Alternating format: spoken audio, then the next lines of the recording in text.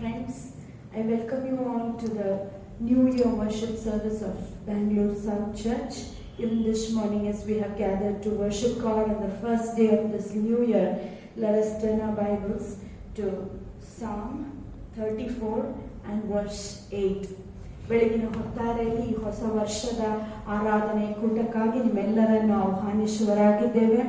ಈ ಬೆಳಗಿನ ಹೊತ್ತಾರೆಯಲ್ಲಿ ಈ ವರ್ಷದ ಮೊದಲನೆಯ ದಿನದಂದು ನಮ್ಮ ಸತ್ಯವೇದಗಳನ್ನು ಕೀರ್ತನೆಗಳು 34ನೇ ಅಧ್ಯಾಯದ 8ನೇ ವಾಕ್ಯವನ್ನು ಓದಿಕೊಳ್ಳೋಣ. ಕೀರ್ತನೆಗಳು 34ನೇ ಅಧ್ಯಾಯದ 8ನೇ ವಾಕ್ಯ. Psalm 34 and verse 8. Taste and see that the Lord is good. Blessed is the man who takes refuge in him. Kannada Bible ಹೀಗೆ ಹೇಳುತ್ತೆ. ಕೀರ್ತನೆಗಳು 34ನೇ ಅಧ್ಯಾಯ 8ನೇ ವಾಕ್ಯ. ಯೆಹೋವನು ಒಳ್ಳೆಯವನೆಂದು ರುಚಿಸಿ ನೋಡಿರಿ, ಆತನನ್ನು ಆಶ್ರಯಿಸುವ ಮನುಷ್ಯನು ಭಾಗ್ಯವಂತನು. Hallelujah. This is a wonderful psalm. This psalm is written by David, and the context in which he wrote this psalm is very, very interesting. ಈ ಕೀರ್ತನೆಯನ್ನು ದಾವೀದನು ರಚಿಸಿದನು ಮತ್ತು ಈ ಕೀರ್ತನೆ ಹಿನ್ನೆಲೆಯನ್ನು ಯಾವ ಕಾರಣಕ್ಕಾಗಿ ರಚಿಸಿದನೆಂಬುದಾಗಿ ನೋಡುವಾಗ ನಿಜವಾಗಿ ಅದು ಒಂದು ಆಸಕ್ತಿಕರವಾದಂತಹ ಸಂಗತಿ ಇದೆ. ದೇವರ ವಾಕ್ಯ ನಮಗೆ ಹೀಗೆ ಹೇಳುತ್ತೆ. The Bible tells us that David wrote this psalm when he pretended to be insane before Abimelech, who drove him away and he left. ದೇವರ ವಾಕ್ಯ ನಮಗೆ ಹೀಗೆ ಹೇಳುತ್ತೆ, ದಾವೀದನು ಅಬಿಮಲೇಕನ ಮುಂದೆ ಹುಚ್ಚನಾಗಿ ತೋರ್ಪಡಿಸುವಂತ ಸಮಯದಲ್ಲಿ ಈ ಕೀರ್ತನೆಯನ್ನು ಆತನು ರಚಿಸಿದನು. ಆ ಹೊತ್ತಿನಲ್ಲಿ ಅವರು ಆತನನ್ನು ಆ ಕಡೆಯಿಂದ ಹೊರಡಿಸುತ್ತಾರೆ.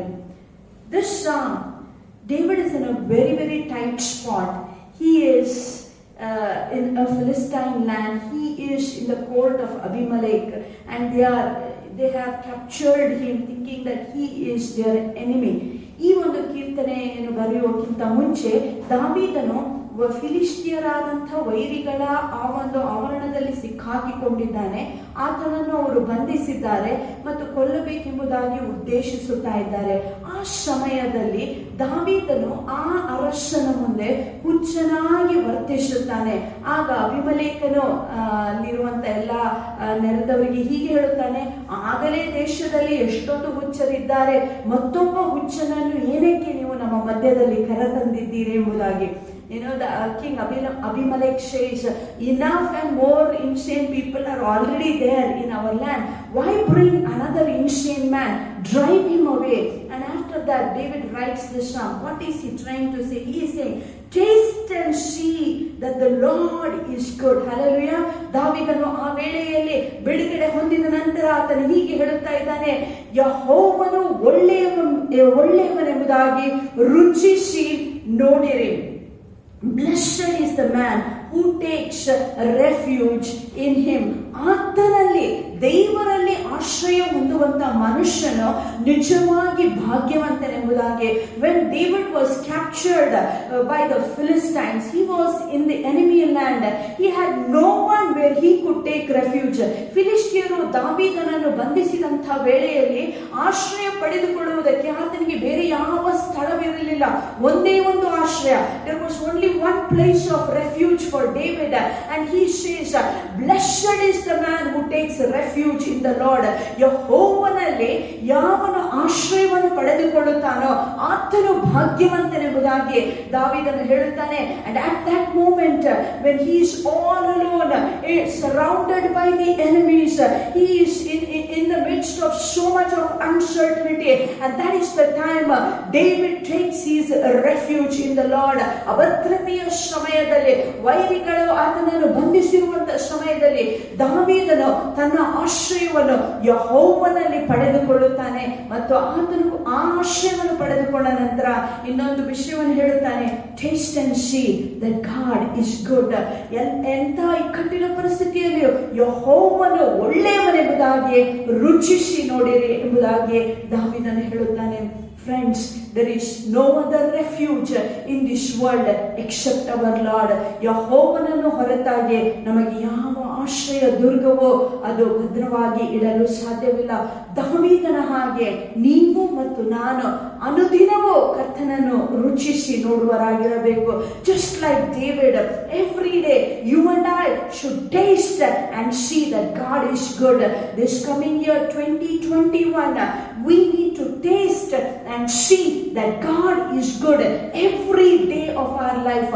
ಈ ಹೊಸ ವರ್ಷದಲ್ಲಿ ನಾವು ಕಾಲಿಡುವಾಗ, ಈ ಹೊಸ ವರ್ಷದ ಪ್ರತಿಯೊಂದು ದಿನಗಳಲ್ಲಿ ನಾವು ಯೆಹೋವನು ಒಳ್ಳೆಯವನೆಂಬುದಾಗಿ ರುಚಿಸಿ ನೋಡುವರಾಗಿರಬೇಕು. ಏನಕ್ಕಂದ್ರೆ ದೇವರ ವಾಕ್ಯ ನಮಗೆ ಹೇಳುತ್ತೆ, the Bible tells us that blessed is the man who takes refuge in God.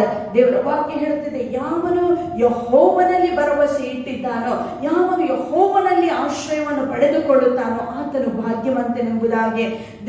This year, let us make a decision in our life.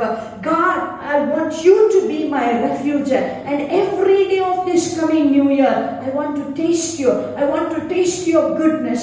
I want to taste your faithfulness. I want to taste your healing. I want to taste your deliverance. I want to taste your abundance in my life.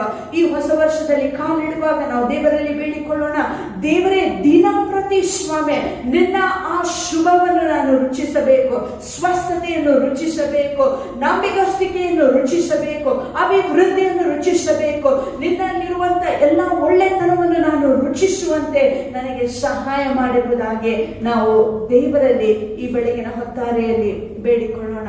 Let us pray. Father, we just thank you for this precious word this morning.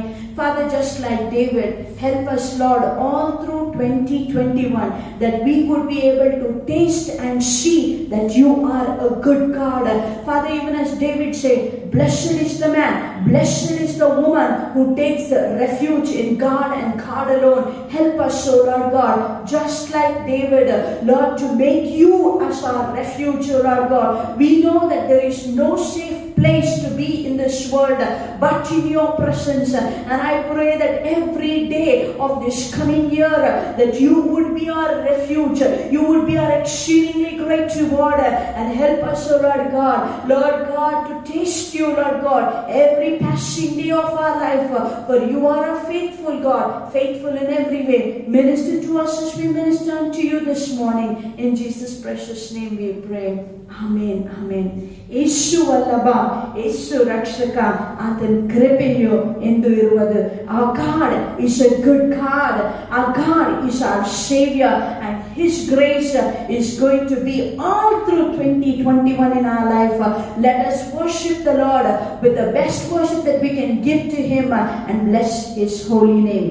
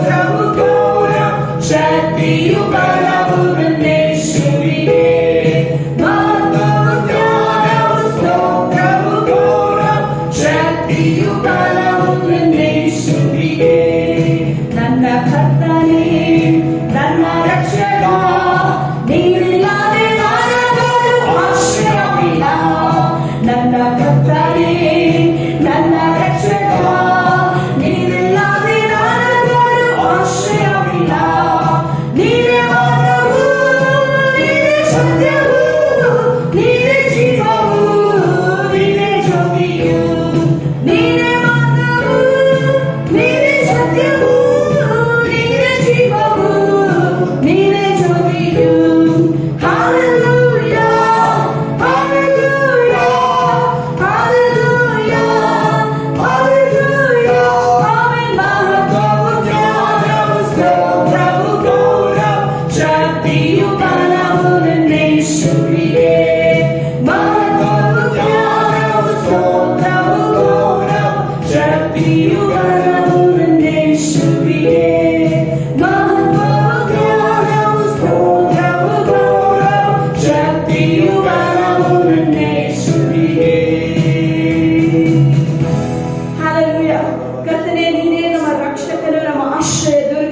ಆಗಿದೆ ಕರ್ತನೇ. ಮುಂಬರುವಂತ ವರ್ಷದಲ್ಲಿ ಸ್ವಾಮಿ ನನ್ನ ಕರ್ತನೇ, ನನ್ನ ರಕ್ಷಕನೇ, ನೀವಿಲ್ಲದೆ ನಮಗೆ ಯಾವ ಆಶ್ರಯವೂ ಇಲ್ಲಪ್ಪ. ಈ ವರ್ಷದಂದು ಕರ್ತನೆ ಪ್ರತಿನಿತ್ಯವೂ ಕರ್ತನೆ ನಿನ್ನ ಆ ಒಂದು ಆಶ್ರಯವು ನಮ್ಮ ಪಾಲಾಗಿರಲೆಂಬುದಾಗಿ ದೇವರೇ ನಾವು ನಿನ್ನಲ್ಲಿ ಬೇಡಿಕೊಳ್ಳುತ್ತೇವೆ. ಮುಂಬರುವ ವರ್ಷದ ಪ್ರತಿದಿನವೂ ದಿನ ಪ್ರತಿ ಕರ್ತನೆಯ ಪ್ರಸನ್ನತೆಯನ್ನು ಕಾಲದಲ್ಲಿ ಕಾಲ ಕಳೆಯುವುದಕ್ಕಾಗಿ, ನಿನ್ನ ಸ್ತುತಿಸಿ ಆರಾಧಿಸುವುದಕ್ಕಾಗಿ, ನಿನ್ನಿಂದ ಹೊಸ ಬಲವನ್ನು ಹೊಂದುವುದಕ್ಕಾಗಿ ನಮ್ಮೆಲ್ಲರಿಗೆ ನೀನು ಸಹಾಯ ಮಾಡಬೇಕೆಂಬುದಾಗಿ ಯೇಸುವಿನ ಹೆಸರಿನಲ್ಲಿ ನಾವು ಬೇಡಿಕೊಳ್ಳುತ್ತೇವೆ ತಂದೆಯಾದ ದೇವರೇ. ಆಮೇನ್, ಆಮೇನ್. ಈ ಒಂದು ಹೊಸ ವರ್ಷದಲ್ಲಿ ನಾವು ಕಾಲಿಡುವಾಗ ನಾವು ದೇವರಿಗೆ ಹೇಳೋಣ, ದೇವರೇ ನೀ ಮಾತ್ರ ನನಗೆ ಸಾಕಪ್ಪ, ನೀನಿದ್ದರೆ ನಾನು ಸಮಸ್ತವನ್ನು ಹೊಂದಿಕೊಂಡಿದ್ದ ಹಾಗೆ. This year we are going to enter into this, as we are entering into this year, let us tell the Lord, God, you are more than enough for me. David said, my God is more than enough. I have tasted him in the most tight spot of my life. I have tasted him and he is more than enough. And this morning let us tell the Lord, God, many things I've been desiring in this world, in this life's journey, but one thing I know, if I have you, I have it all. You are more than enough. As we sing this song, let us tell our God, you are more than enough. Oh God, every passing day, Lord, help me to desire you more than anything else. Desire your presence more than anything else. Because if we have him, we have it all in our life. Hallelujah.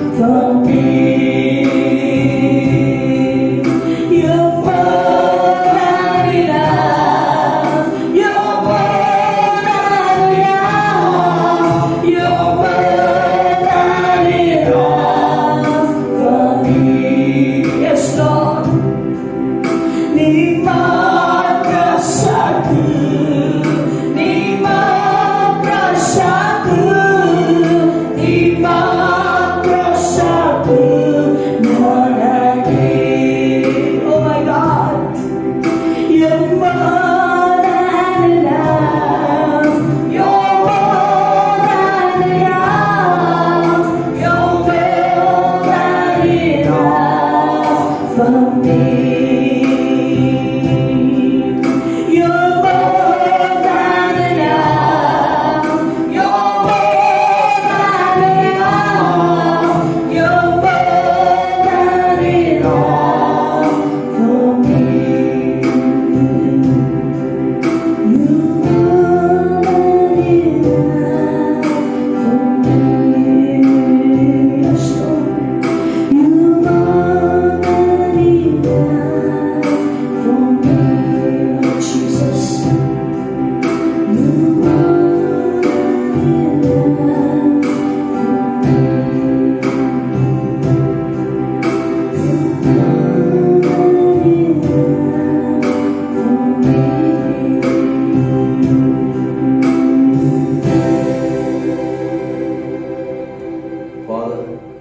You're more than enough for us.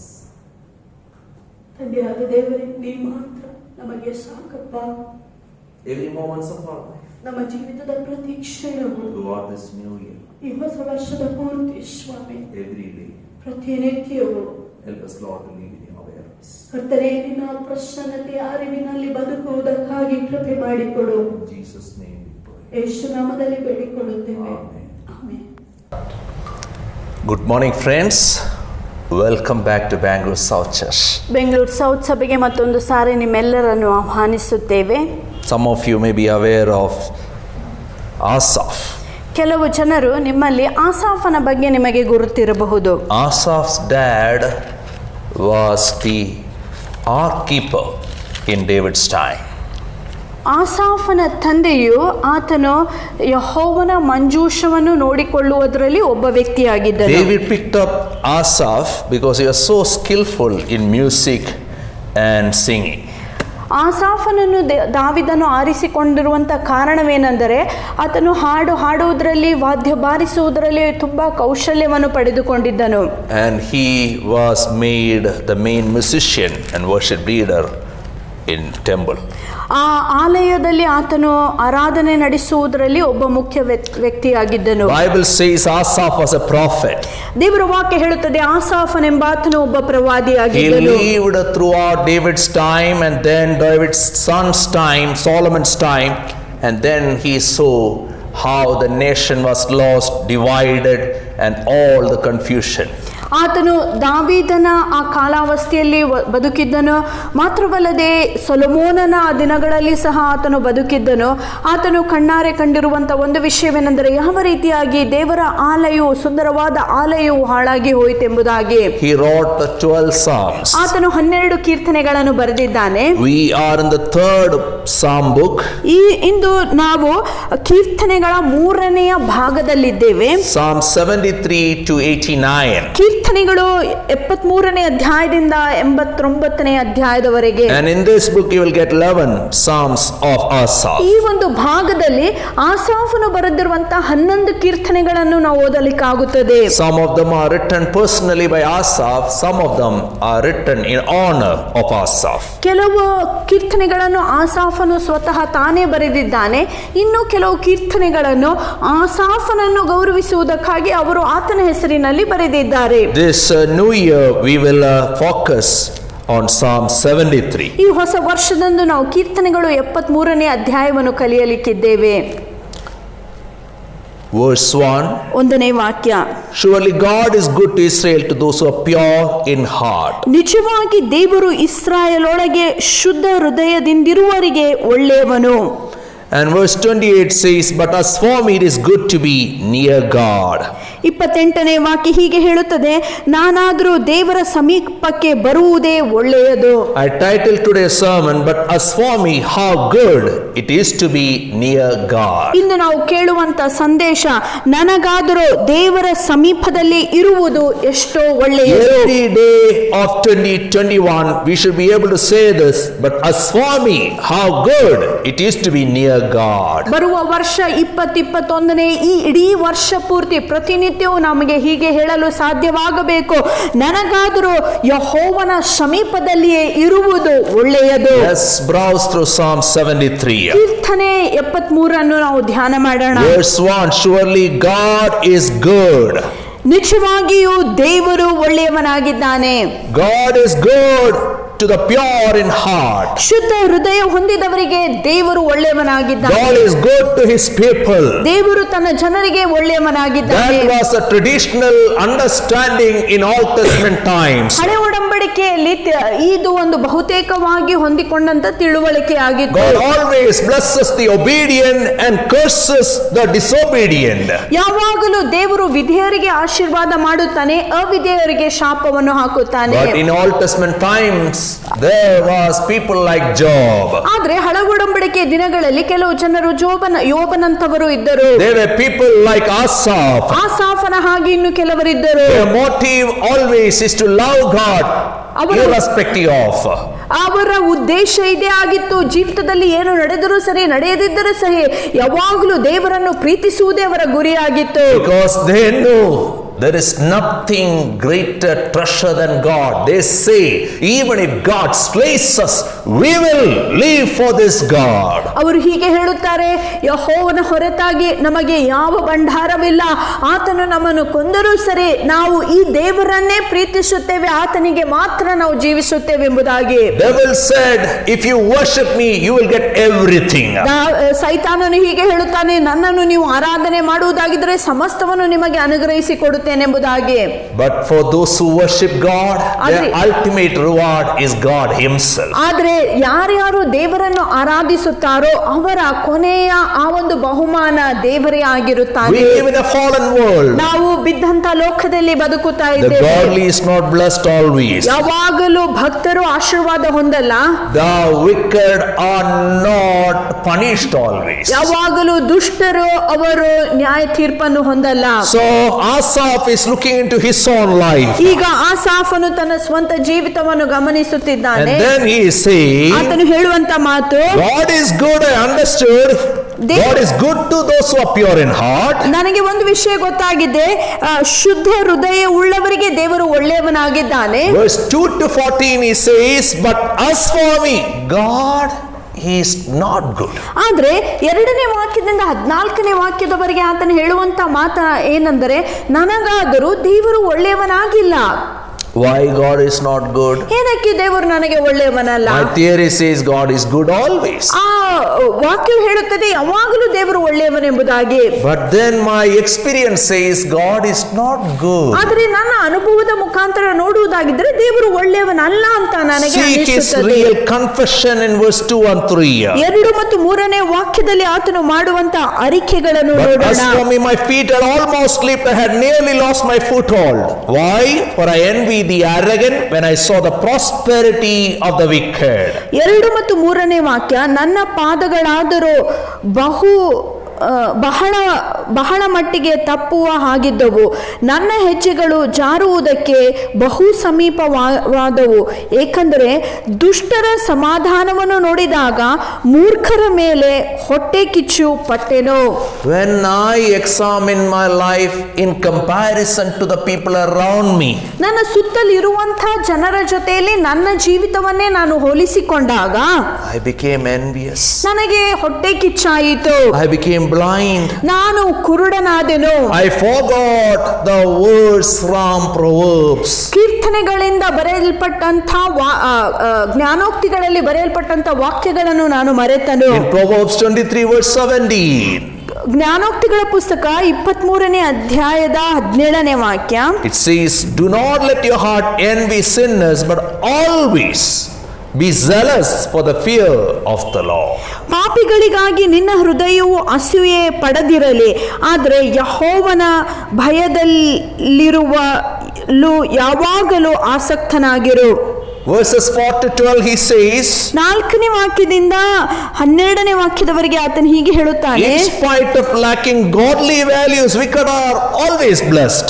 ಈ ದುಷ್ಟರು ಅವರಲ್ಲಿ ದೈವಿಕ ಮೌಲ್ಯಗಳಿಲ್ಲದಿದ್ದರೂ ಸಹ ಅವರ ಆಶೀರ್ವಾದ ಪಡೆಯುವರಾಗಿದ್ದಾರೆ. Verses 4 to 6 he says, there are no struggles, their bodies are healthy and strong, they are free from the burdens common to man, they are not plagued by human ills. Therefore pride is their necklace, they clothe themselves with violence.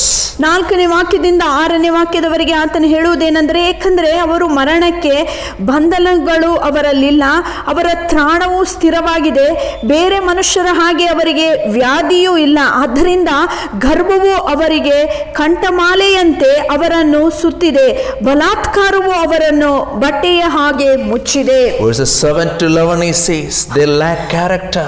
ಆದರೆ 7ನೇ ವಾಕ್ಯದಿಂದ 9ನೇ ವಾಕ್ಯದವರೆಗೆ ಆತನು ಹೇಳುತ್ತಾನೆ, ಅವರಲ್ಲಿ ಸದ್ಗುಣಗಳಿಲ್ಲ. From their callous hearts comes iniquity, the evil conceits of their minds known limits. They scoff and speak with malice. In their arrogance they threaten oppression. Their mouths lay claim to heaven, and their tongues take possession of the earth. Therefore their people turn to them and drink up waters in abundance. They say, how can God know? Does the Most High have knowledge? 7ನೇ ವಾಕ್ಯದಿಂದ ಅವರ ಬಗ್ಗೆ ಆತನು ಹೀಗೆ ಹೇಳುತ್ತಾರೆ, ಅವರ ಕಣ್ಣುಗಳು ಕೊಬ್ಬಿನಿಂದ ಉಬ್ಬಿಕೊಂಡಿರುವೆ, ಅವರ ಹೃದಯವು ಹಸಿಸುವುದಕ್ಕಿಂತ ಹೆಚ್ಚಾಗಿ ಅವರಿಗೆ ಇದೆ, ಅವರು ಕೆಟ್ಟದ್ದಕ್ಕಾಗಿಯೂ ಮತ್ತು ಗರ್ವದಿಂದಲೂ ಮಾತನಾಡುತ್ತಾರೆ, ಪರಲೋಕಕ್ಕೆ ವಿರುದ್ಧವಾಗಿ ತಮ್ಮ ಬಾಯನ್ನು ತೆರೆದಿದ್ದಾರೆ, ಭೂಲೋಕದಲ್ಲೆಲ್ಲ ಜನರು ಅವರ ಮಾತಿನಂತೆ ನಡೆಯುತ್ತಾರೆ, ಆದ್ದರಿಂದ ಜನರು ಅವರ ಕಡೆಗೆ ತಿರುಗುತ್ತಾರೆ, ಅವರಿಗೆ ಪಾನವು ಯಥೇಚ್ಛವಾಗಿ ದೊರೆಯುತ್ತದೆ, ದೇವರು ಹೇಗೆ ಬಲ್ಲನು, ಮಹೋನ್ನತದಲ್ಲಿ ತಿಳುವಳಿಕೆ ಉಂಟೋ ಎನ್ನುತ್ತಾರೆ. They're saying, see, Asaph is saying, see, all these people, their values is not like mine. They hook or crook, they try to make money. They don't trust God. In spite of that, verse 12, they are always carefree. They increase in wealth. ಆಸಾಫನು ಹೀಗೆ ಹೇಳುತ್ತಾನೆ, ಈ ದುಷ್ಟರು ದೈವಭಕ್ತಿಯಲ್ಲಿ ಅವರು ಒಳ್ಳೆಯವರಲ್ಲ, ನನ್ನಂಥ ದೈವಭಕ್ತಿ ಉಳ್ಳಂಥ ಮೌಲ್ಯಗಳನ್ನು ಹೊಂದಿಕೊಂಡಿಲ್ಲ, ಆದರೂ ಸಹ ಅವರನ್ನು ನೋಡುವುದಾಗಿದ್ದರೆ ಎಲ್ಲ ವಿಷಯದಲ್ಲಿ ಅವರು ಏಳಿಗೆಯನ್ನು ಅವರು ಹೊಂದಿಕೊಳ್ಳುತ್ತಾ ಇದ್ದಾರೆ, ಎಲ್ಲ ವಿಷಯದಲ್ಲಿ ಅವರು ಮುಂದಾಗಿದ್ದಾರೆ ಎಂಬುದಾಗಿ. These coming years are uncertain years. ಮುಂಬರುವಂತ ವರ್ಷಗಳು ಅನಿರೀಕ್ಷಿತೆಯಿಂದ ತುಂಬಲ್ಪಟ್ಟಂತ ವರ್ಷಗಳು. Many rich will become poor, many rich will become rich, many poor will become poor. So many things will happen. But when we look around, we can say, God, what is the purpose of living a holy life? ಈ ಮುಂಬರುವಂತ ವರ್ಷಗಳಲ್ಲಿ ಅನೇಕ ಐಶ್ವರ್ಯವಂತರು ಇನ್ನೂ ಐಶ್ವರ್ಯವಂತರಾಗಬಹುದು, ಕೆಲವರು ಐಶ್ವರ್ಯವಂತರಾಗಿದ್ದವರು ಬಡವರಾಗಿರಬಹುದು, ಬಡವರು ಇನ್ನೂ ಬಡತನದಲ್ಲಿ ಬಿದ್ದು ಹೋಗಲು ಸಾಧ್ಯವಿದೆ. ಈ ಎಲ್ಲ ಸಂಗತಿಗಳನ್ನು ನಮ್ಮ ಸುತ್ತಲೂ ನಾವು ನೋಡುವಾಗ ನಮ್ಮ ಮನಸ್ಸಿನಲ್ಲಿ ನಾವು ಅಂದುಕೊಳ್ಳಬಹುದು, ದೇವರೇ, ನನ್ನ ಬದುಕಿಗೆ ಯಾವ ಅರ್ಥವಿದೆ, ಈ ಎಲ್ಲ ಕಷ್ಟಗಳಿಗೆ ಯಾವ ಅರ್ಥವಿದೆ ಎಂಬುದಾಗಿ ನಾವು ಅಂದುಕೊಳ್ಳಬಹುದು. That's what Asaph concludes in verse 13 and 14. My holy life is in vain. ಆದ್ದರಿಂದ 13-14ನೇ ವಾಕ್ಯದಲ್ಲಿ ಆಸಾಫನು ಹೀಗೆ ಹೇಳುತ್ತಾನೆ, ದೇವರೇ, ನಾನು ಪರಿಶುದ್ಧವಾಗಿ ಬದುಕುವುದೇ ವ್ಯರ್ಥವಾಗಿ ಹೋಯಿತೆಂಬುದಾಗಿ. Why he says that? ಅದನ್ನು ಹೇಳುವುದಕ್ಕೆ ಕಾರಣವೇನು? Verse 13, surely in vain have I kept my heart pure, in vain have I washed my hands in innocence. All day long I have been plagued, I have been punished every morning. 13-14ನೇ ವಾಕ್ಯದಲ್ಲಿ ಆಸಾಫನು ಹೀಗೆ ಹೇಳುತ್ತಾನೆ, ನಿಶ್ಚಯವಾಗಿ ನನ್ನ ಹೃದಯವನ್ನು ವ್ಯರ್ಥವಾಗಿ ನಿರ್ಮಲ ಮಾಡಿಕೊಂಡು ನನ್ನ ಅಂಗೈಯನ್ನು ನಿರಪರಾಧದಲ್ಲಿ ತೊಳೆದಿದ್ದೇನೆ, ಏಕೆಂದರೆ ನಾನು ದಿನವೆಲ್ಲ ವ್ಯಾಧಿ ಪೀಡಿತನಾಗಿದ್ದೇನೆ, ಪ್ರತಿ ಉದಯದಲ್ಲಿ ನನಗೆ ಶಿಕ್ಷೆಯಾಯಿತು. I am regular with God, but constant suffering is my portion. ನಾನು ಯಥಾಬದ್ಧವಾಗಿ ಯೆಹೋವನ ಜೊತೆಯಲ್ಲಿ ಸಮಯವನ್ನು ಕಳೆಯುತ್ತಾ ಇದ್ದರೂ ದಿನಂಪ್ರತಿ ವ್ಯಾಧಿ ಪೀಡೆಯು ನನ್ನ ಪಾತ್ರವಾಗಿದೆ. In spite of pursuing holiness, what is my lot in life? ಇಷ್ಟೆಲ್ಲ ಪರಿಶುದ್ಧನಾಗಿದ್ದರೂ ಸಹ ನನ್ನ ಜೀವಿತದಲ್ಲಿ ನನಗೆ ಇಷ್ಟೇ ಭಾಗವೇ ಎಂಬುದಾಗಿ ಆತನು ಅಂದುಕೊಳ್ಳುತ್ತಾನೆ. While Asaph was singing his blues, ಆಸಾಫನು ಈ ರೀತಿಯಾಗಿ ತನ್ನ ವ್ಯಥೆಯನ್ನು ವ್ಯಕ್ತಪಡಿಸುತ್ತಿರುವಾಗ, he entered the sanctuary of God. ಆತನು ದೇವರ ಆಲಯದೊಳಗೆ ಪ್ರವೇಶಿಸುತ್ತಾನೆ. Verse 17 to 26 is his experience in the temple of God. 17ನೇ ವಾಕ್ಯದಿಂದ 26ನೇ ವಾಕ್ಯದವರೆಗೆ ದೇವರ ಆಲಯದಲ್ಲಿ ಆತನು ಹೊಂದಿಕೊಂಡಿರುವಂತಹ ಅನುಭವದ ಕುರಿತಾಗಿ ಆತನು He ಹೇಳುತ್ತಾನೆ. was blind because of his comparison. ಆತನು ತನ್ನನ್ನೇ ತಾನು ಇತರರ ಜೊತೆಯಲ್ಲಿ ಹೋಲಿಸಿಕೊಳ್ಳುವಾಗ ಆತನು He ಕುರುಡನಾಗಿದ್ದನು. was blind because of his envy. ಆತನು ತನ್ನಲ್ಲಿ ಇರುವಂತಹ ಅಸೂಯೆಯ ನಿಮಿತ್ತವಾಗಿ ಆತನು ಕುರುಡನಾಗಿದ್ದನು. But when he entered the sanctuary of God, his eye opened. ಆದರೆ ಆತನು ಯೆಹೋವನ ಆಲಯದಲ್ಲಿ ಪ್ರವೇಶಿಸಿದಾಗ ಆತನ ಕಣ್ಗಳು ತೆರೆಯಲ್ಪಟ್ಟವು. Verse 17, till I entered the sanctuary of God, then I understood their final destiny. ಆಗ ಅವರ ಅಂತ್ಯವು ನಾನು ಗ್ರಹಿಸಿಕೊಂಡೆನು. 3 changes came in his understanding. ಆತನ ತಿಳುವಳಿಕೆಯಲ್ಲಿ 3 ಬದಲಾವಣೆಗಳು ಬಂದವು. Verse 18 to 20, he understood the final destiny of the wicked. 18ನೇ ವಾಕ್ಯದಿಂದ 20ನೇ ವಾಕ್ಯದವರೆಗೆ ದುಷ್ಟರ ಕೊನೆಯ ಸ್ಥಿತಿಯನ್ನು ಆತನು ಅರ್ಥೈಸಿಕೊಳ್ಳುತ್ತಾನೆ. His feet was slipping while he was in comparison trap. ಇತರರನ್ನು ನೋಡಿ ತನ್ನನ್ನೇ ತಾನು ಅವರ ಜೊತೆಯಲ್ಲಿ ಹೋಲಿಸಿಕೊಳ್ಳುವಾಗ ಆತನ ಕಾಲುಗಳು ಜಾರಿದಂತೆ ಆತನಿಗೆ ಅನಿಸಿತು. When he entered into the presence of God with God's people, there he understand that the wicked is kept in a slippery ground. ಆದರೆ ದೇವರ ಜನರೊಟ್ಟಿಗೆ ದೇವರ ಆಲಯದೊಳಗೆ ಆತನು ಪ್ರವೇಶಿಸಿದಾಗ ಆತನಿಗೆ ಒಂದು ವಿಷಯ ಗೊತ್ತಾಯಿತು. ಅದೇನೆಂದರೆ ದೇವರು ಈ ದುಷ್ಟರನ್ನು ಜಾರುವಂತ ಪ್ರದೇಶದಲ್ಲಿ ಇರಿಸಿದ್ದಾನೆಂಬುದಾಗಿ. Surely you placed them on slippery ground, he cast them down to ruin. How suddenly are they destroyed, completely swept away by terrors, as a dream when one awakes. So when you arise, O Lord, you will despise them as fantasies. ನಿಶ್ಚಯವಾಗಿ ನೀನು ಜಾರುವ ಸ್ಥಳದಲ್ಲಿ ಅವರನ್ನು ಇಡುತ್ತಿ, ಅವರನ್ನು ನಾಶದ ಕಡೆಗೆ ದಬ್ಬುತ್ತಿ. ಕ್ಷಣ ಮಾತ್ರದಲ್ಲಿ ಹೀಗೆ ನಾಶಕ್ಕೆ ಅವರು ಬರಮಾಡಿದೆ. ದಿನಹಗಲುಗಳಿಂದ ಸಂಪೂರ್ಣವಾಗಿ ನಾಶವಾಗಿದ್ದಾರೆ. ಎಚ್ಚೆತ್ತ ಮೇಲೆ ಕನಸಿನ ಹಾಗೆಯೇ ಯೆಹೋವನೇ ನೀನು ಎಚ್ಚರವಾದಾಗ ಅವರ ರೂಪವನ್ನು ತಿರಸ್ಕರಿಸುವೆ. When he entered the temple of God, ಆತನು ಯೆಹೋವನ ಆಲಯದಲ್ಲಿ he ಪ್ರವೇಶಿಸಿದಾಗ saw the real picture of the wicked. ದುಷ್ಟರ ನಿಜವಾದ ಸ್ಥಿತಿಯನ್ನು ಆತನಲ್ಲಿ ಕಾಣುತ್ತಾನೆ. Also he saw the real view of his personal trauma. ಅಷ್ಟು ಮಾತ್ರವಲ್ಲದೆ ಆತನು ತನ್ನ ವ್ಯಕ್ತಿಗತ ಆಘಾತವನ್ನು ಆತನ ಆಲೋಚನೆ Verse ಮಾಡುತ್ತಾನೆ. 21 and 22. 21 ಮತ್ತು 22ನೇ When my ವಾಕ್ಯ. heart was grieved and my spirit embittered, I was senseless and ignorant, and I was a brute beast before you. ಹೀಗೆ ನನ್ನ ಹೃದಯವು ವ್ಯಥೆಗೊಂಡಾಗ ನನ್ನ ಅಂತರ್ಯಂದ್ರಿಗಳಿಗೆ ಅಲಗು ನೆಟ್ಟಂತಾಯಿತು. ಆಗ ನಾನು ಮೂರ್ಖನಾಗಿ ಏನೂ ತಿಳಿಯದೆ ನಿನ್ನ ಮುಂದೆ ಪಶುವಿನಂತೆ ಇದ್ದೆನು. He lost his sense because he was not connected with God's people. ದೇವರ ಜನರ ಜೊತೆಯಲ್ಲಿ ಆತನು ಸಂಪರ್ಕವನ್ನು ಹೊಂದದೇ ಇರುವ ಕಾರಣದಿಂದ ಆತನಲ್ಲಿ ಇರುವಂತಹ ಸೂಕ್ಷ್ಮತೆಯು ಆತನನ್ನು ಬಿಟ್ಟು ಹೋಯಿತು. He was senseless and ignorant, and he was an animal. ಆತನು ಒಂದು ಮೃಗದ ಹಾಗೆ ವರ್ತಿಸುತ್ತಾ ಇದ್ದನು.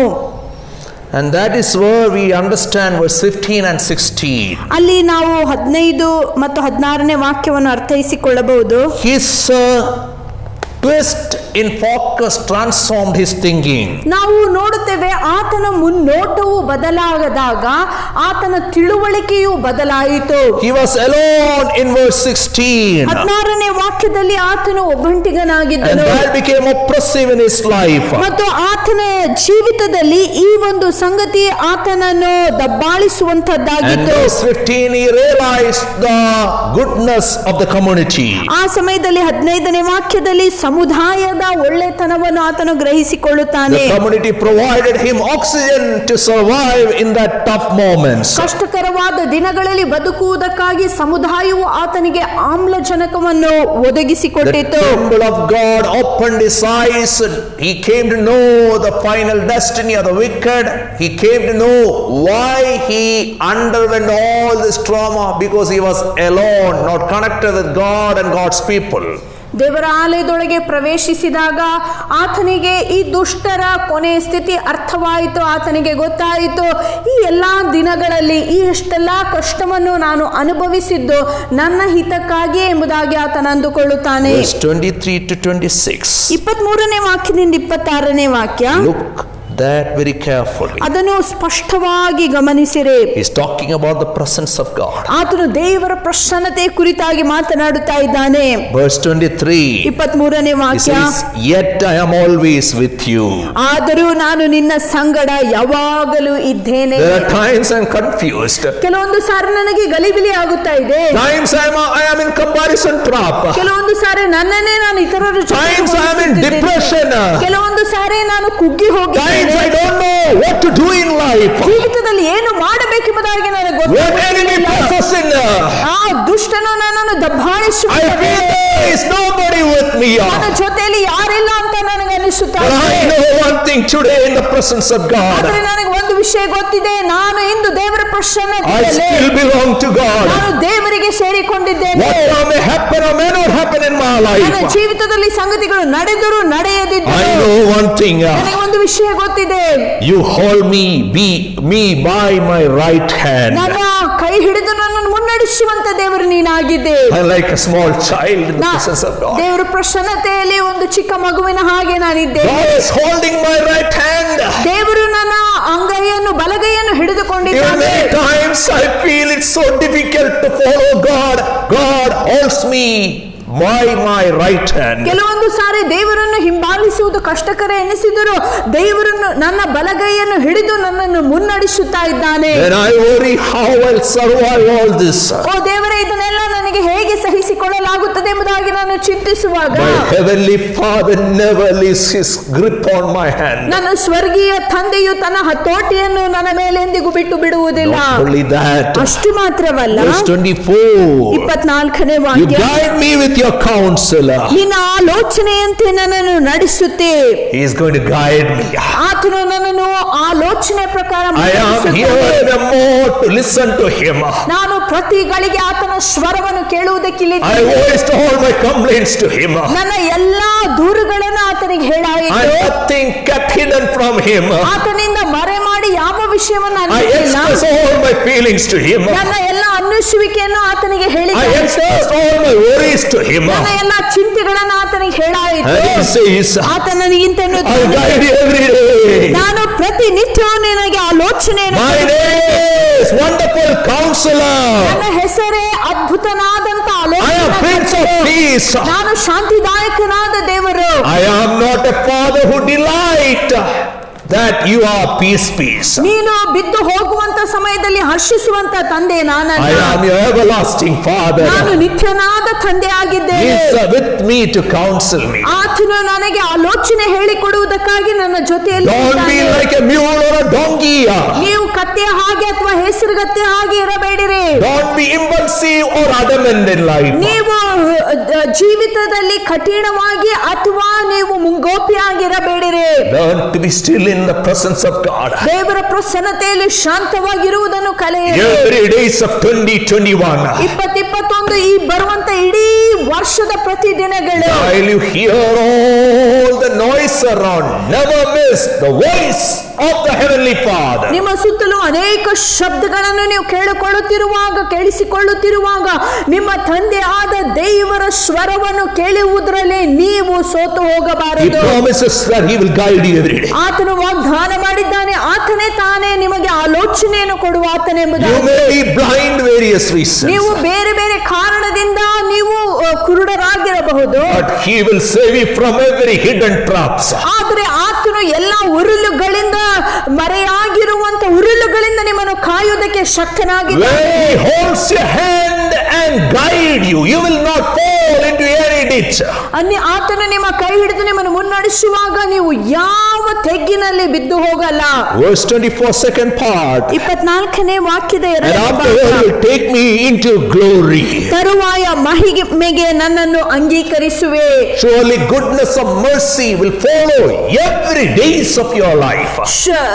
ನಿಶ್ಚಿತವಾಗಿಯೂ ಶುಭವೋ ಮತ್ತು ಕರುಣೆಯು ನಿಮ್ಮ ಜೀವ ಕಾಲವೆಲ್ಲ ನಿಮ್ಮನ್ನು ಹಿಂಬಾಲಿಸುತ್ತದೆ. Till you meet God personally face to face. ವ್ಯಕ್ತಿಗತವಾಗಿ ನೀವು ಕರ್ತನನ್ನು ಮುಖಾಮುಖಿಯಾಗಿ ಕಾಣುವ ದಿನದ Till ತನಕ you see your beloved Jesus who guided you all throughout your life and enter into that glorious place, He will meet every needs of your life. ನೀವು ಯೆಹೋವನನ್ನು ಯೇಸುವನ್ನು ಮುಖಾಮುಖಿಯಾಗಿ ನೋಡುವಂತ ಮಹೋನ್ನತದ ದಿನದ ತನಕ ಪ್ರತಿನಿತ್ಯವೂ ದೇವರು ನಿಮ್ಮ ಕೈಯನ್ನು ಹಿಡಿದು ಆತನು ಆಲೋಚನೆ ಕರ್ತನಾಗಿದ್ದುಕೊಂಡು ನಿಮ್ಮನ್ನು ಮುನ್ನಡೆಸುವ And ಆತನಾಗಿದ್ದಾನೆ. that's why psalmist can boldly say, ಆದ್ದರಿಂದ ಕೀರ್ತನೆಗಾರನು ಧೈರ್ಯದಿಂದ ಈ ಮಾತನ್ನು ಹೇಳುತ್ತಾನೆ, You are all I want. ಕರ್ತನೆ ನೀ ಮಾತ್ರ ಸಾಕು.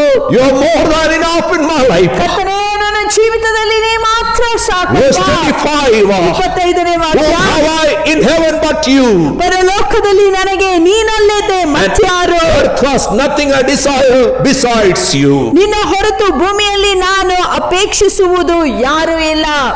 If God is with me, ದೇವರು ನನ್ನ ಜೊತೆಯಲ್ಲಿದ್ದರೆ I should be aware of that. ನನಗೆ ಆತನ ಪ್ರಸನ್ನತೆಯ ಅರಿವು If ನನ್ನಲ್ಲಿರಬೇಕು. only I am aware of that fact, ಒಂದು ವೇಳೆ ಆ ಒಂದು ಅರಿವು ನನ್ನಲ್ಲಿರುವುದಾಗಿದ್ದರೆ what may come or may not come, that never distracts me. ನನ್ನ ಜೀವಿತದಲ್ಲಿ ಸಂಗತಿಗಳು ಸಂಭವಿಸಿದರೂ ಸಂಭವಿಸದೇ ಇದ್ದರೂ ಸಹ ಅದು ನನಗೆ ಅಡಚಣೆಯನ್ನು ಉಂಟು And ಮಾಡುವುದಿಲ್ಲ. that's what he says in verse 26. ಅದನ್ನ 26ನೇ ವಾಕ್ಯದಲ್ಲಿ ಆತನು ಹೇಳುತ್ತಾನೆ, My flesh and my heart may fail, but God is the strength of my heart and my portion forever. ನನ್ನ ತನುಮನಗಳು ಕುಂದುತ್ತವೆ, ಆದರೆ ದೇವರು ಯುಗ ಯುಗಕ್ಕೂ ನನ್ನ ಹೃದಯದ ಬಲವು ನನ್ನ ಪಾಲು ಆಗಿದ್ದಾನೆ. God is with me. ದೇವರು ನನ್ನ He ಜೊತೆಯಲ್ಲಿದ್ದಾನೆ. is always with me. ಆತನು ಸದಾಕಾಲೂ ನನ್ನ His name is ಜೊತೆಯಲ್ಲಿರುವಾತನಾಗಿದ್ದಾನೆ. always. His name is always. ಆತನು ಯಾವಾಗಲೂ ಎಂಬುದೇ ಆತನ ಹೆಸರು. But in spite of that, my flesh and my heart may fail. ಆದರೂ ಸಹ ನನ್ನ ತನುಮನಗಳು ಅದು ಸೋತು ಹೋಗಬಹುದು. But I know ಆದ್ರೆ ನನಗೊಂದು ವಿಷಯ one ಗೊತ್ತಿದೆ, who created me. ನನ್ನನ್ನು ಸೃಷ್ಟಿಸಿದ ಆತನು He is with me. ಆತನೇ ನನ್ನ Can ಜೊತೆಯಲ್ಲಿದ್ದಾನೆ. rectify any issue in my life. ನನ್ನ ಜೀವಿತದಲ್ಲಿ ಎಲ್ಲಾ ವಿಷಯಗಳನ್ನು ಆತನು Whatever ಸರಿಪಡಿಸಲಿಕ್ಕಿದ್ದಾನೆ. be the issue, ಅದು ಯಾವುದೇ ಸನ್ನಿವೇಶವಾಗಿದ್ದರೂ He is Prince of Peace. ಆತನೇ ಸಮಾಧಾನದ ಪ್ರಭು. He is a wonderful counselor. ಆತನು ಆಲೋಚನೆ He can ಕರ್ತನಾಗಿದ್ದಾನೆ. sort out every issues in my life. ನನ್ನ ಜೀವಿತದ ಎಲ್ಲಾ ಸಂಗತಿಗಳನ್ನು ನೋಡಿಕೊಳ್ಳುವ I can be ಆತನಾಗಿದ್ದಾನೆ. careless in His care. ಆತನ ಆ ಒಂದು ಕಾಳಜಿಯಲ್ಲಿ ನಾನು I ನಿಶ್ಚಿಂತನಾಗಿರಬಹುದು. can be safe every day. Safe in His everlasting arms. ಪ್ರತಿನಿತ್ಯವೂ ಆತನ ಆ ಒಂದು ಹಸ್ತದಲ್ಲಿ ನಾನು ನಿಶ್ಚಿಂತನಾಗಿರಬಹುದು. God is good, ದೇವರು and I ಒಳ್ಳೆಯವನಾಗಿದ್ದಾನೆ. felt God is not good. ನನಗೆ ದೇವರು ಒಳ್ಳೆಯವನಾಗಿಲ್ಲ ಎಂಬುದಾಗಿ But ನನಗೆ ಅನಿಸಿತು. entering into the temple of God, ಆದರೆ ದೇವರ ಆ ಒಂದು ಆಲಯದೊಳಗೆ ನಾನು I had a ಪ್ರವೇಶಿಸಿದಾಗ turning point in life. ನನ್ನ ಜೀವಿತದಲ್ಲಿ ನನಗೊಂದು ತಿರುವು ಬಂದಿತ್ತು. My eye was opened. ನನ್ನ ಮನೋನೇತ್ರಗಳು And ತೆರೆಯಲ್ಪಟ್ಟವು. I know my God is ever present with me. ನನಗೆ ಗೊತ್ತಿದೆ ನನ್ನ ದೇವರು ಸದಾ ಕಾಲವು ನನ್ನ ಜೊತೆಯಲ್ಲಿದ್ದಾನೆ. So I can conclude. ಆದ್ದರಿಂದ ನಾನು ಹೀಗೆ ಹೇಳಬಹುದು, What I can conclude? ನಾನು ಹೇಗೆ But ಮುಕ್ತಾಯಗೊಳಿಸಬಹುದು, as for me, ನನಗಾದರೂ it is good to be near God. ದೇವರ ಸಮೀಪಕ್ಕೆ ಬರುವುದೇ ಒಳ್ಳೆಯದು. Verse 27. 27ನೇ ವಾಕ್ಯ, Those who are far from you will perish. ನಿನಗೆ ದೂರವಾಗಿರುವವರು ನಾಶವಾಗುತ್ತಾರೆ. Many people gave up on God. ಅನೇಕ ಜನರು ದೇವರನ್ನು ಬಿಟ್ಟು ಬಿಟ್ಟಿದ್ದಾರೆ. Became helpless, hopeless and worthless in situations. ಬೇರೆ ಬೇರೆ ಕಷ್ಟಗಳು ಅವರಿಗೆ ಬರುವಂತ ಸಮಯದಲ್ಲಿ ನಿರಾಶೆಗೊಂಡು ಅವರು ಅವರಲ್ಲಿರುವಂತ ಎಲ್ಲ ಬಲತ್ರಾಣವನ್ನು ಕಳೆದುಕೊಂಡರು. All the God deserters ಯಾರ್ಯಾರು ದೇವರನ್ನು ಕೈಬಿಟ್ಟರು, became miserable in this earth, ಈ ಲೋಕದಲ್ಲಿ ಅವರ ಜೀವಿತವು ಹಾಳಾದವು and their destiny is in hell, everlasting fire. ಮತ್ತು ಅವರ ಕೊನೆಯ ಸ್ಥಿತಿಯು ನರಕವೆಂಬ ಉರಿಯುವ ಬೆಂಕಿಯೇ ಆಗಿರುತ್ತದೆ. Verse 28. 28ನೇ ವಾಕ್ಯ, But as for me, it's good to be near God. ನನಗಾದರೂ ದೇವರ ಸಮೀಪಕ್ಕೆ ಬರುವುದೇ ಒಳ್ಳೆಯದು. I have made the sovereign Lord my refuge. I will tell of all your deeds. ನಿನ್ನ ಕ್ರಿಯೆಗಳನ್ನ ಸಾರುವುದಕ್ಕೆ ಯೆಹೋವನಾದ ದೇವರನ್ನು ನನ್ನ ಭರವಸೆಯನ್ನಾಗಿ While ಇಟ್ಟಿದ್ದೇನೆ. God will destroy all the unfaithful people, ಯಾವಾಗ ದೇವರು ಎಲ್ಲ ಅಪನಂಬಿಗಸ್ತರನ್ನು ನಾಶ ಮಾಡುತ್ತಾನೋ, godly will celebrate in the presence of God every day. ದೈವ ಭಕ್ತರು ದೇವರ ಪ್ರಸನ್ನತೆಯಲ್ಲಿ ಯಾವಾಗಲೂ ಹರ್ಷಿಸುವವರಾಗಿರುತ್ತಾರೆ. Good or happiness in the psalm is not defined in terms of prosperity, health or wealth. ಈ ಒಂದು ಕೀರ್ತನೆಯಲ್ಲಿ ಒಳ್ಳೆಯದು ಎಂಬುದಾಗಿ ಹೇಳುವಾಗ ನಾವು ಪಡೆದುಕೊಂಡಿರುವಂತ ಆಸ್ತಿ, ಅಂತಸ್ತು ಅಥವಾ ಅಭಿವೃದ್ಧಿಗೆ ಅದು ಹೋಲಿಸಲ್ಪಟ್ಟಿಲ್ಲ.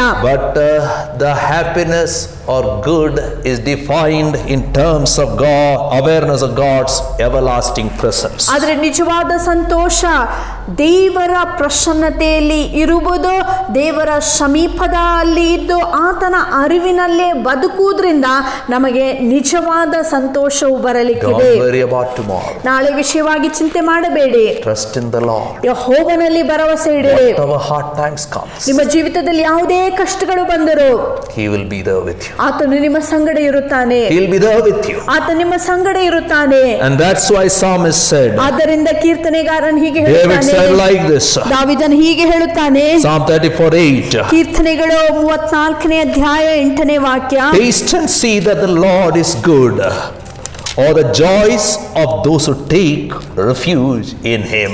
ಯೆಹೋವನು ಒಳ್ಳೆಯವನೆಂದು ರುಚಿಸಿ ನೋಡಿರಿ, ಆತನನ್ನು ಆಶ್ರಯಿಸುವ ಮನುಷ್ಯನು ಭಾಗ್ಯವಂತನು.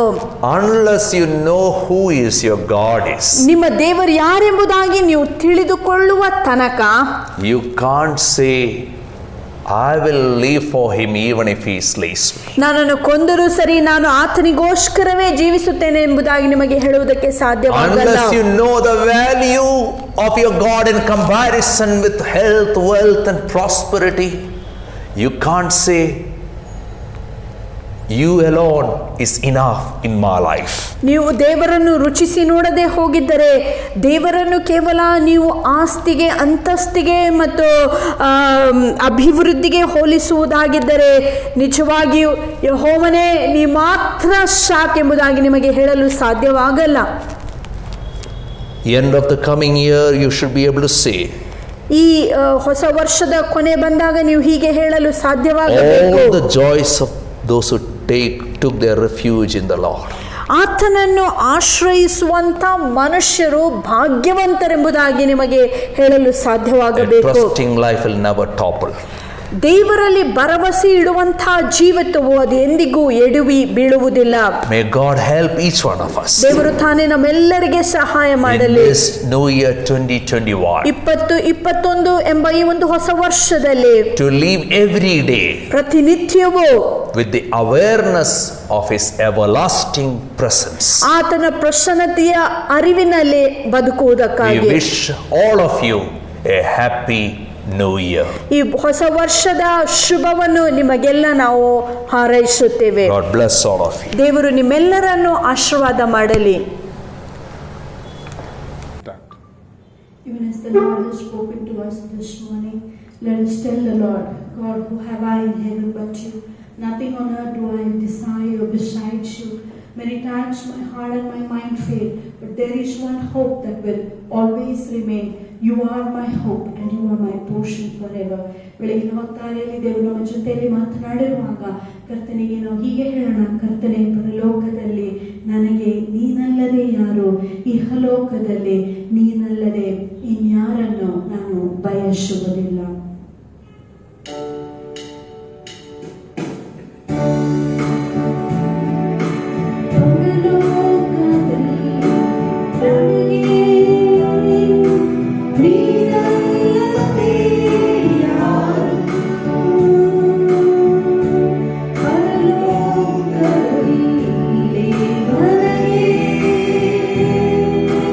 ನೀನಲ್ಲದೆ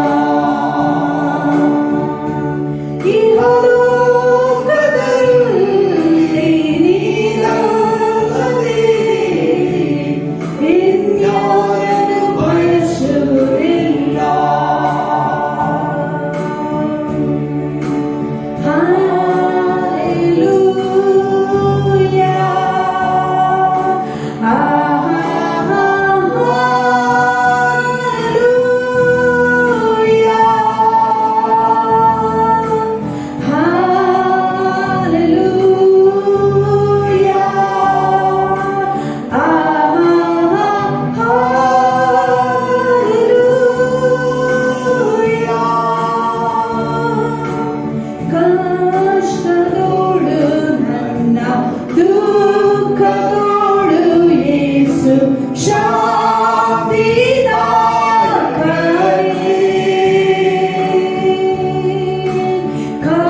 ಕಷ್ಟದೋಳು ನನ್ನ ದುಃಖದೋಳು ಯೇಸು ಶಾಂತಿದಾಯಕನೇ.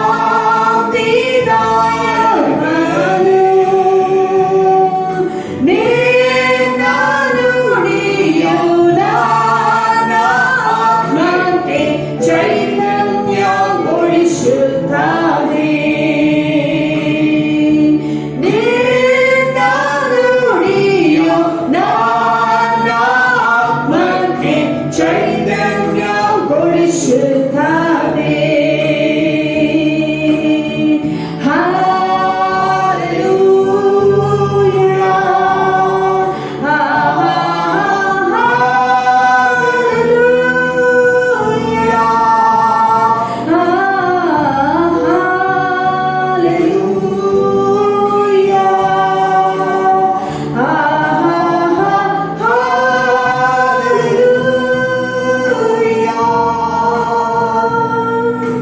ಶರೀರವು ನನ್ನ ಆತ್ಮದೊಂದಿಗೆ ಹೋರಾಡುತ್ತಿರುವಾಗ,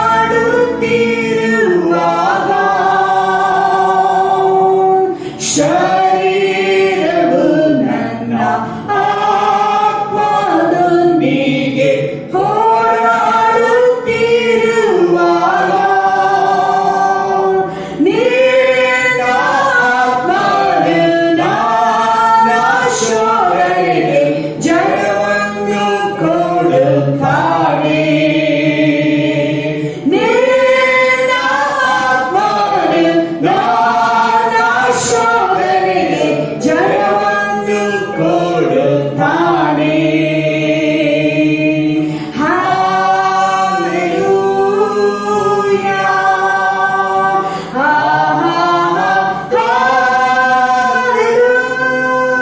ಹಾಲೆಲೂಯಾ,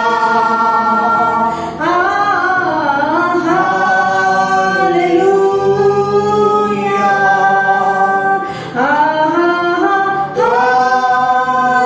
ಹಾಲೆಲೂಯಾ.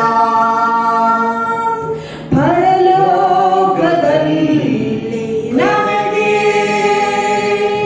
ನೀನಲ್ಲದೆ ಯಾರು,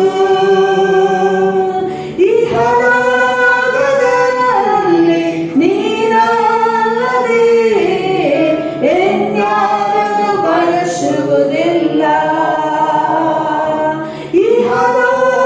ಇಹಲೋಕದಲ್ಲಿ ನೀನಲ್ಲದೆ ಎನ್ಯಾರನ್ನು ಬಯಸುವುದಿಲ್ಲ.